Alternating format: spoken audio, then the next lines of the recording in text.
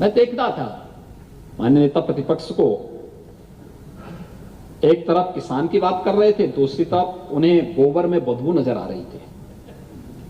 कैसी विडंबना है। गोबर तो हमारे यहां गाय का गोबर तो बड़ा पवित्र माना गया है, और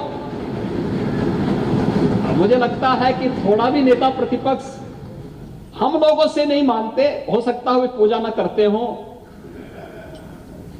लेकिन मैं वही आ रहा हूं। मुझे लगता है कि अगर आपने चचा शिवपाल जी से ही कुछ सीखा होता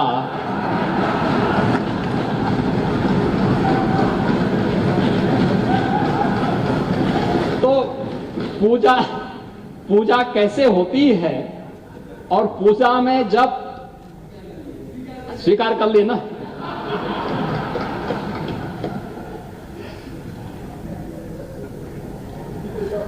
आप देखते होंगे घरों में जब पूजा होती है हर एक जगह मूर्ति नहीं होती।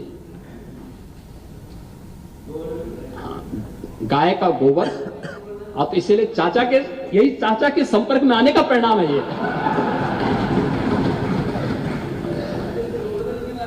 ओह, अब इसीलिए तो हम कह रहे हैं कि आप उस गोवर्धन को कहते थे कि गोबर हमें नहीं चाहिए। आप मुझे बताइए, कृषि प्रधान देश भारत की कृषि प्रधान व्यवस्था बगैर गाय के नहीं हो सकती, और बगैर गाय के गोबर से नहीं हो सकती है।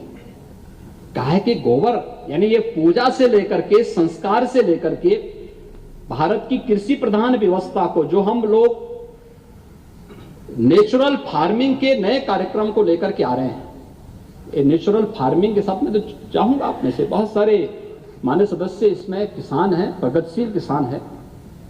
आप देखना, नेचुरल फार्मिंग आपके पेस्टिसाइड, फर्टिलाइजर और केमिकल की जितनी समस्या, यानी जो भी ये इससे इफेक्ट, साइड इफेक्ट है, इससे मुक्त करते हुए आप एक ऑर्गेनिक प्रोडक्ट देने की स्थिति में होंगे।